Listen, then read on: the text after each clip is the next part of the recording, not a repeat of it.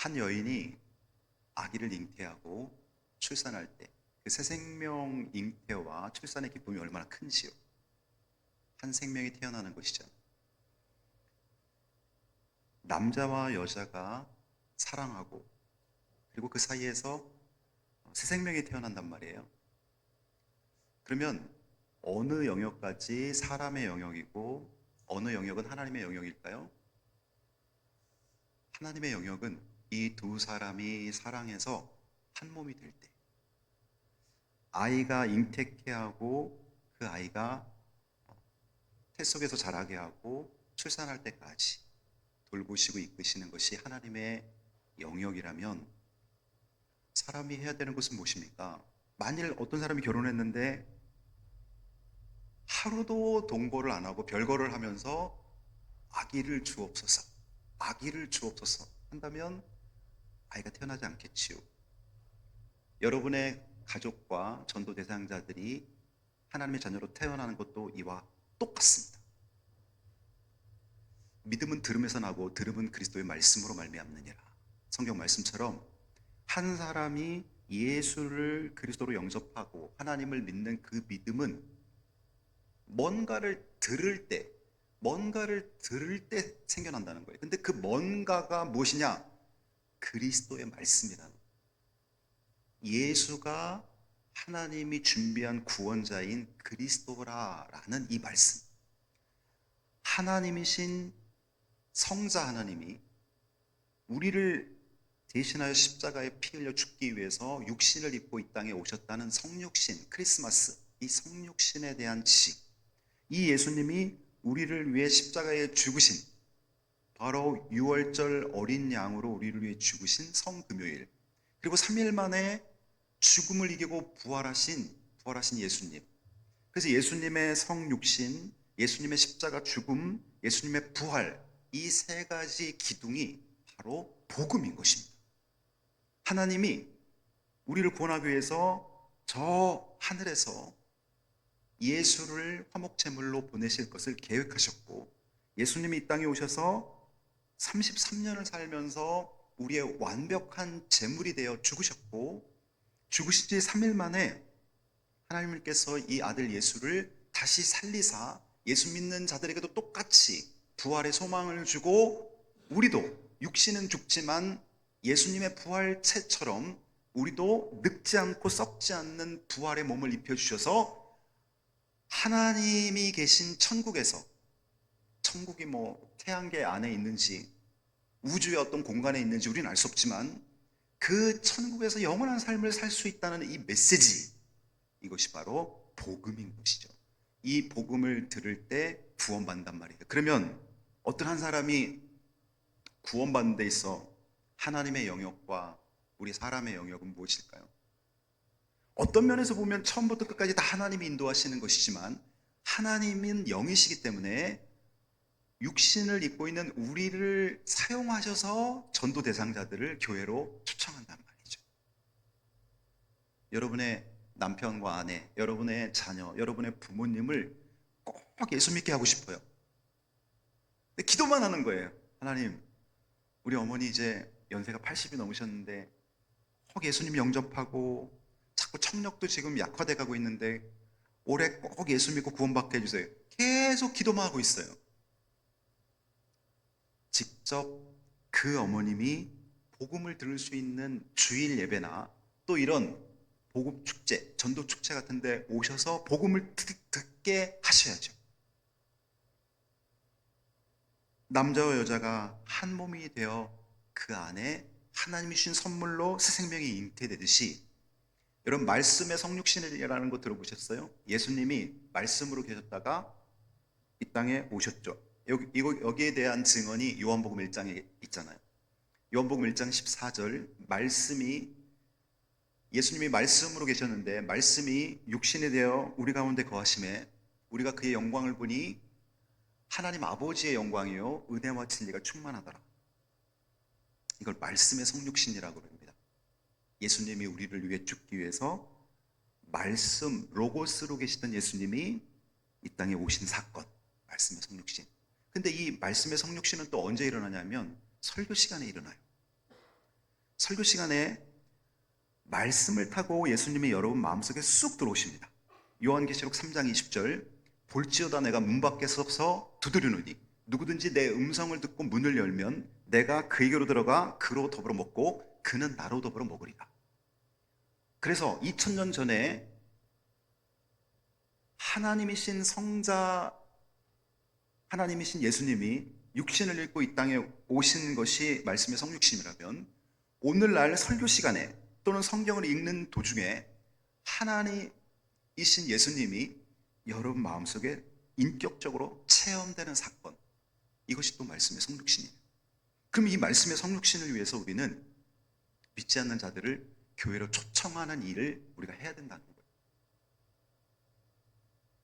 기도만 해서도 안 되고, 기도를 안 해서도 안 되고, 기도하면서 전도해야 된다. 오늘 거기에 대해서 여러분 본격적으로 말씀을 전합니다. 오늘 본문은 예수님께서 한 바리새인 집에서 식사하실 때 하신 말씀입니다. 잔치를 베풀면서 예수님께서 갚을 수 있는 사람에게만 초대하지 말고 가난한 자, 병든 자, 소경, 저는 자를 초대해라.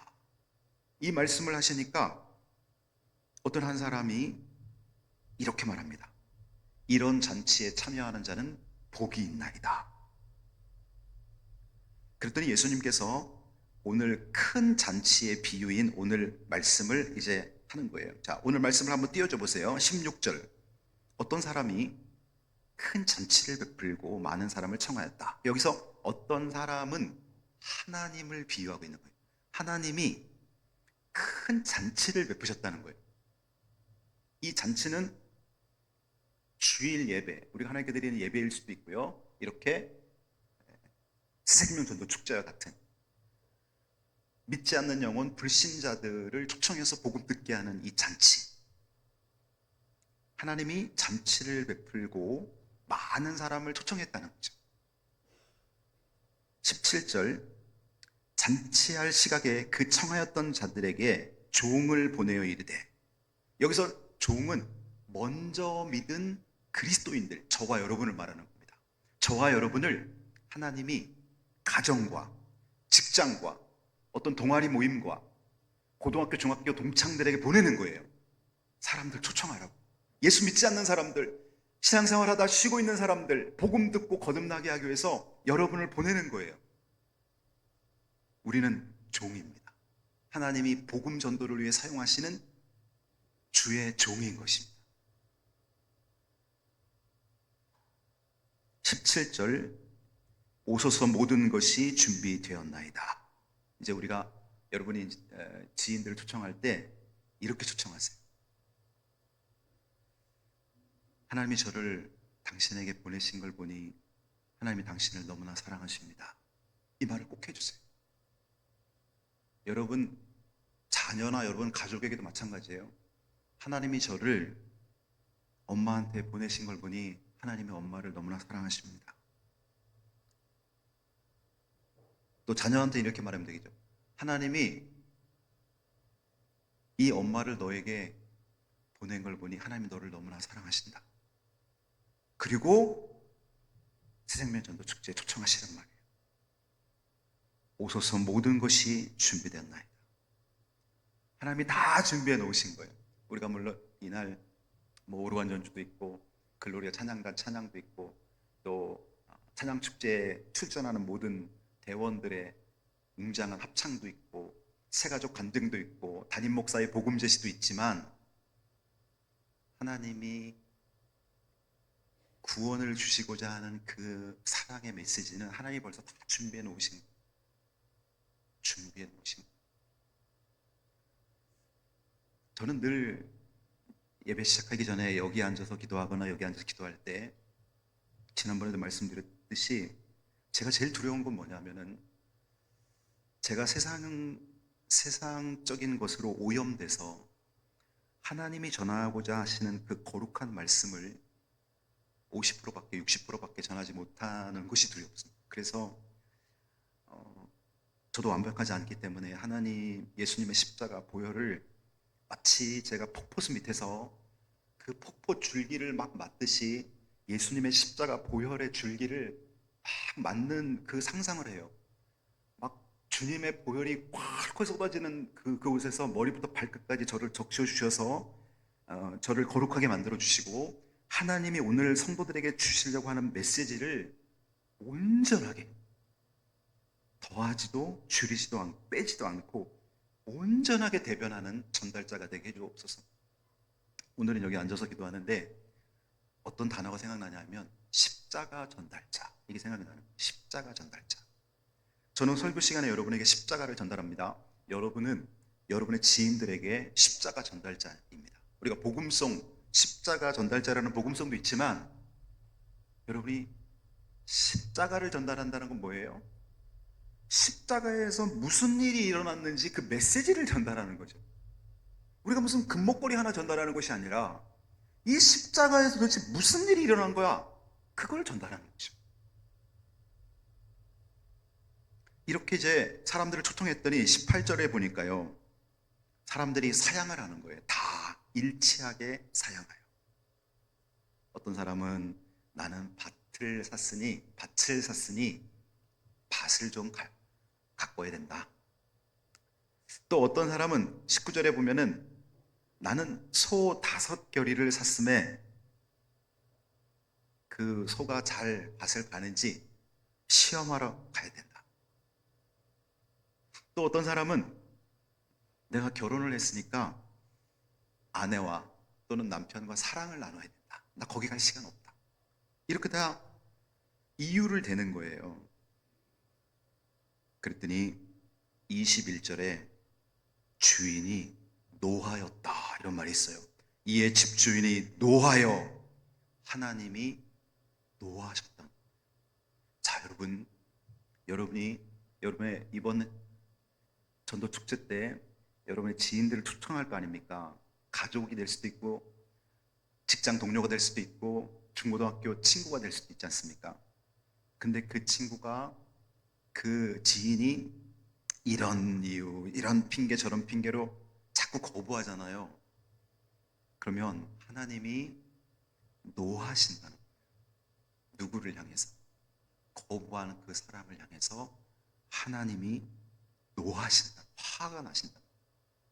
그리고는 우리로 하여금 대상을 바꿔서 이제는 골목으로 가서, 거리로 가서 가난한 자들과 몸 불편한 자들과 맹인들과 저는 자들을 데려와라.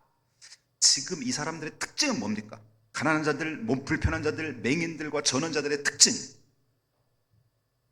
이 사람들은 심령이 가난하다. 인생을 살면서 배부르지 않고 무언가 지푸라기라도 붙잡으려고 하는 그 영적 목마름이 있는 그들을 초대하는, 그래서 그들도 구원받고. 그러니 여러분이 이번에 이제 그 초청을 할 때 여러분 한번 오늘 집에 가서 여러분 휴대폰, 요즘 이제 우리나라가 이제 카톡을 많이 쓰고 있으니까, 또 뭐 젊은이들은 또 다른 프로그램 쓰지만 카톡 이렇게 넘겨보면요, 아마 여러분 중에 가장 친구가 적은 사람도 50명은 될 거예요. 카톡 친구가 많은 분들은 아마 한 3, 400명 이상 될 거예요. 저도 제가 보니까 엄청 많아요. 1년에 또 몇 명씩 새로 생기죠. 그동안 수백 명이요. 그럼 그 수백 명 분들 중에 저는 목회자니까 아마 예수 믿는 사람들이 거의 대부분이겠죠. 근데 여러분 카톡 멤버들 중에는 예수 믿다 쉬고 있는 사람들, 하나님을 거부하고 불신자로 사는 사람들, 그 사람들이 절반 이상 됩니다. 왜냐하면 우리나라가 지금 복마율이 20%가 채 안 되기 때문에 그렇습니다. 그들을 초청하시라는 거예요. 그래서 여러분, 제가 이번 내일쯤에, 월요일이죠, 내일에 여러분에게 요거 사진 파일을 제가 보내드릴 거예요. 요거 한번 띄워주실래요? 요거 사진 파일, 요건데요, 앞면 하나 뒷면 하나 보내드릴 거예요. 그럼 여러분이 요거를 여러분 카톡, 그 다음에 어떻게 이분들에게 초대를 해야 될지 그 문구도 보내드릴 거예요. 그럼 그대로 이렇게 해서 여러분이 그 카톡 친구들 중에 예수 안 믿는 분들한테 정중하게 한 분 한 분 보내드리세요. 거기 보면 이제 초청 문구도 있으니까. 그럼 이제 답이 올 거예요. 그분들 중에. 저는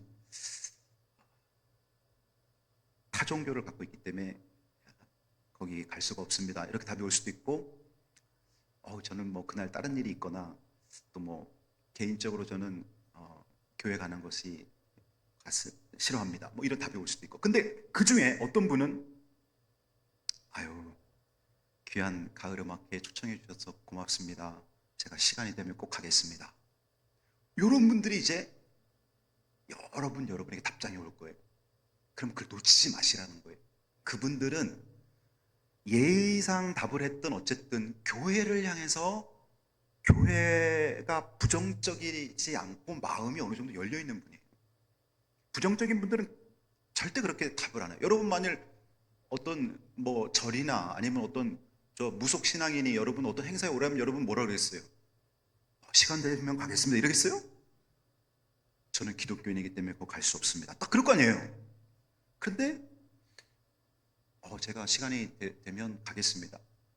또 초대해 주셔서 감사합니다. 이런 분들은 따로 명단을 딱 적어놓고 전화를 드리고 정중하게 여기 이제 이 조남을 딱 쓴 다음 누구누구 귀하 조남을 딱 쓴 다음에 이거를 직접 전달하시란 말이에요. 전달하시면서 이번 우리가 1년에 한 번 하는 이 가을 음악회에 꼭 오셔서 또 좋은 시간 가지시기 바랍니다 하면서 전달하고, 하나님이 저를 선생님에게 보내신 이유는 보내신 걸 보니 하나님의 선생님을 너무나 사랑하십니다.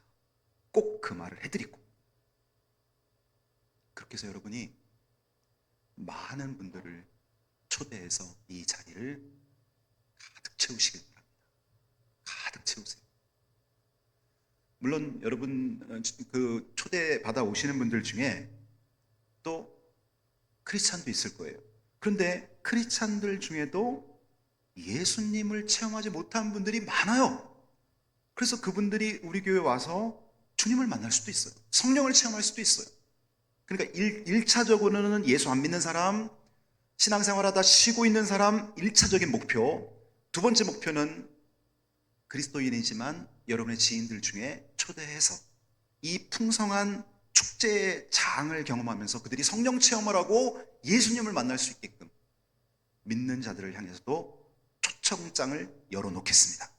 그렇게 해서 어쨌든 여러분의 전화 그 명부에 있는 모든 사람들에게, 예수 믿지 않는 분들에게 초대장을 일단 모바일로 여러분 보내시고요. 그 다음에 그들을 직접적으로 만나시면 되겠습니다. 이렇게 이제 초대를 했는데 거부를 하니까 가난한 자들, 몸 불편한 자들, 맹인들, 전원자들을 데려와라. 심령이 가난한 자를 데려와라. 근데 여러분 사람 보면요, 작년에는 교회를 향해서 하나님을 향해서 관심도 없고 마음이 강팍했어요. 그런데 올해 자기 육신의 건강에 어려움이 오거나 자녀들 문제로 힘들거나 아니면 경제적으로 어떤 파산을 당하거나 그러면서 어릴 때 그 주일학교 때 교회 한두 번 다녀봤고 중고등부 수련회 때 그때 한번 수련회 동참해 봤던 그런 사람들이 많거든요. 교회 가고 싶은 마음이 들어요. 내 안에 이 우울함과 이 어떤 인생의 무의미로부터 의미를 찾고 싶고 인생의 목적을 발견하고 싶은 거예요. 그래서 그런 작년에는 하나님을 향해 문이 닫혔다가도 올해 열린 사람들이 있어요. 그런 사람들 놓치지 마세요. 그리고 어떤 사람은요, 자기 부모님이 소천하셨어요. 장례를 치르면서 야, 나도 앞으로 25년이나 30년 후면 저렇게 한 평도 안 되는 관으로 들어간다. 삶에 대해 생각해 보게 됩니다. 그런 분들 여러분 전도하면요, 하나님의 그런 분들 인도하십니다.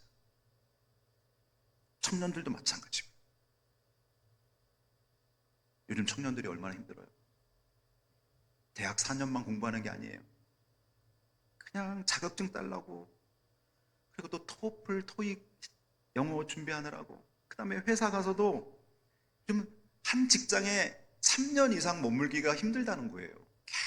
계속 옮겨야 되고, 자기보다 더 준비된 사람들에게 경쟁에 밀리면 또 다른 데로 가야 되고, 얼마나 힘들고 어렵습니까? 그런 청년들에게 여러분 복음 축제 초청하세요. 그들이 하나님을 만날 수 있도록. 22절 보세요. 종이 이르되 주인이여 명하신 대로 하였을 때 아직도 자리가 있나이다. 자, 한번 따라해 보세요. 아직도 자리가 있나이다. 일단은 우리 교회에 빈자리가 많죠. 또 하나님이 준비한 천국에는 너무나 희망적인 메시지, 아직도 자리가 있다. 만일 하나님께서 우리에게 천국에 들어올 그 사람 수를 딱, 이 지구상 인구가 예를 들어서 7억 5천 명인데 75억인데 1억 명만 올 수 있다. 그럼 여러분 경쟁률이 70대 1인데 뭐 아무리 초청을 많이 해도 못 올 거 아니에요. 슬픈 비극의 사건이죠. 그러나 아직도 자리가 있다. 여러분, 우리가 열심히 지인들을 다 초대해도 아직도 자리가 있나이다. 하나님은 한 영혼에 목말라 계십니다. 그러면서 주인이 또 말씀합니다. 23절, 주인이 종에게 이르되 길과 산울타리로 가로 나가서 사람을 강권하여 데려다가 내 집을 채워라. 강권해서 채우라는 거예요. 자, 여러분이 누군가에게 이번에 우리 11월 2일 날 교회에서 가을 음악회 복음 축제를 하는데 오세요 했어요. 근데 별로 반응이 없어요. 이 사람 포기 하고 오는 거는 강권하는 게 아니라는 거예요. 이 강권하다의 단어를 보니까요, 아나그 카조. 제가 한글로 읽기 좋게 써놨어요. 아나그 카조. 이게 헬라어로 강권하다의 단어인데, 간절히 권하다, 포기하지 않고 요청하다. 즉, 한 번 거절당했다고 물러서지 말라는 의미라는 거예요. 강권하여 권하는 거는 막 소리 높여서 막 싸우듯이 뭐 그런 의미가 아니라, 간절함이 깊고 깊어서 저 사람이 교회에 대해 관심이 없더라도 또 초청하고 또 이야기하고 하면서 그 사람을 놓칠 수 없기 때문에 계속해서 기다려주고 계속해서 기도하고 계속해서 두들기는 상황, 이것이 강권하에 채우라는 거예요. 여러분, 며느리, 사위, 아들, 딸, 예수 안 믿는 자녀들 많지요? 얘야, 이번에 우리 이수교에서 복음축제 가을 음악회를 하는데 너가 꼭 왔으면 좋겠다. 아이, 저 그날 바쁘고 별로 관심 없어요. 그래, 알 수 없지. 그렇게 끝나는 건 강권하는 게 아니라는 거예요. 간절히 녹화하고 두들기고 어떻게든지 마음을 열게 하려고 애쓰고 식사도 같이 하고, 우리 엄마가 나 때문에 울고 있구나. 내 아내가 나 때문에 저렇게 애타게 기다리고 함께 신앙생활 하려고 저를 초청하는구나. 그걸 알 수 있게끔 강권하라는 것입니다. 여러분, 전도하기 위해서 누군가를 강권해 보셨어요? 강권해 보셨어요? 하나님은 우리에게 말씀합니다. 강권해봐라. 요즘처럼 자존심의 시대를 살고 있는 우리가, 아니 내가 뭐 남한테 뭐 싫은 소리 왜 해? 그렇게 생각하지만 하나님이 사랑하기 때문에, 하나님이 한 영혼을 너무나 사랑하기 때문에 내 자존심을 내려놓고 강권하는 거예요.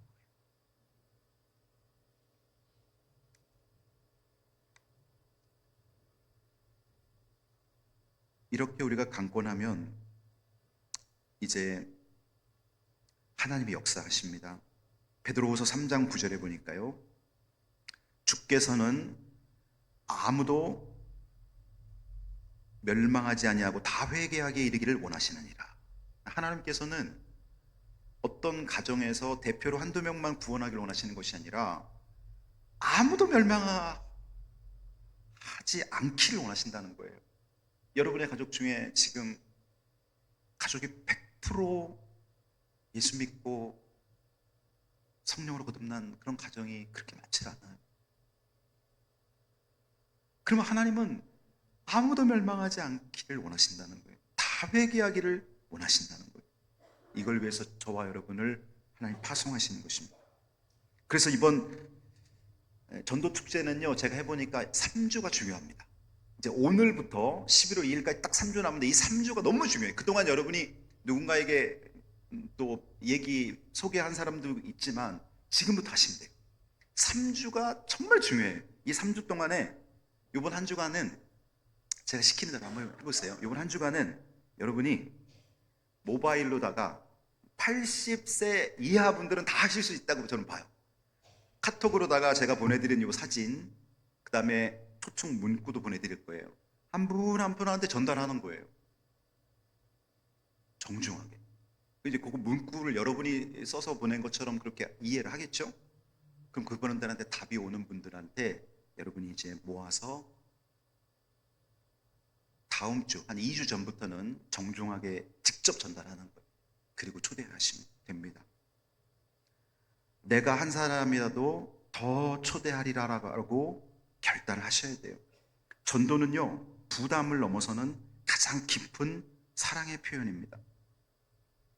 여러분이 부부지간에 사랑하십니까? 근데 남편이 아직 교회 안 다니시고 있고 부인이 신앙생활 안 하고 있습니까? 초청하셔야 돼요. 천국과 지옥을 내가 모를 때는 그냥 뭐 취미생활로 내가 교회 다닐 수 있어요. 근데 천국과 지옥이 실제하는 하나님의 말씀의 사건이고, 우리는 한 번 죽는 것은 정해진 것이니 그 후에 심판이 있으리라는 이 히브리서 9장의 말씀처럼 내 남편도 잠시 후에 하나님의 심판대 앞에 서게 될 텐데 그가 영원토록 죽지 않는 지옥에서 고통받게 될 것을 내가 알고 믿는다면 침묵하는 것 자체가 너무나 이기적인 것이죠. 그리고 사랑한다고 말할 수 없는 것이죠. 그래서 여러분, 우리가 전도하는 이 자체, 누군가를 초청하는 그 자체는 가장 깊은 사랑의 표현입니다. 안드레가 형제 시몬을 예수께 데려온 것도 사랑 때문이었습니다. 빌립이 나다나엘에게 가서 와서 보라, 뭐 나사렛에서 무슨 선한 것이 있겠느냐, 와서 보라 이렇게 말한 것도 사랑 때문이었습니다. 그를 향한 애절한 사랑. 사마리아 여인이 요한복음 4장에 보면 예수님과 대화하다가 이분이 구약 성경에서 예언한 메시아라는 걸 알게 됩니다. 그리고 그는 물동이를 버려두고 동네로 들어가 사람들에게 외칩니다. 와서 보라, 내가 그리스도를 만났다. 그것은 동네 사람들을 향한 사랑 때문입니다. 이 영혼들을 같이 예수님을 만나게 해서 구원받고 싶은 그 사마리아 여인의 사랑 때문입니다. 사랑이 일하게 하고요, 사랑이 전도하게 하고요, 사랑이 열매 맺게 하는 거예요. 내가 전도 못하는 건 말주변이 없어 못하는 것도 아닙니다. 신학적인 성경적인 지식이 없어 못하는 것도 아니에요. 사랑이 없기 때문에 못하는 거예요. 이건 100% 정답입니다. 여러분, 신학을 공부한 사람이 전도 잘하면 신학대학 다니는 사람이 1년에 수십 명씩 전도해야 돼요. 그렇잖아요. 목회자가 전도를 잘하면, 선교사님이 전도를 잘하면, 그런 말도 성경에 없어요. 교회 처음 나가서 찬양하며 눈물을 흘리고 예수님 만난 사람이 그 다음날 전도를 합니다. 무슨 신학을 알고 성경을 얼마나 알겠어요. 근데 그가 하나님께 받은 그 은혜를 나누고 싶은 그 분출하는 사랑 때문에 전도하는 거예요. 사랑을 회복해야 됩니다. 사랑이 식은 딱딱한 내 마음을 보십시오. 사랑이 식은 내 영적 상태를 보십시오. 그리고 오늘 십자가에서 처절하게 나를 위해 선혈의 피를 흘린 예수 그리스도를 묵상하면서 그 사랑을 되찾아야 됩니다. 그리고 여러분의 가족과 지인들을 초대하십시오.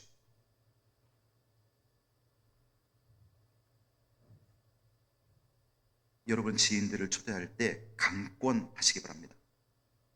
강권. 사도 바울은 고린도후서 5장 14절에서 그리스도의 사랑이 우리를 강권하시는 거다 이렇게 말했어요. 여러분이 예수 믿고 지금 여기 장로님도 계시고 권사님도 계시고 집사님도 계시고 목장 리더도 계시고 기관장들도 계세요. 자, 그럼 여러분이 지금 여러분 그 위치에 앉아 계신 것은 그리스도의 사랑이 여러분을 강권하기 때문입니다.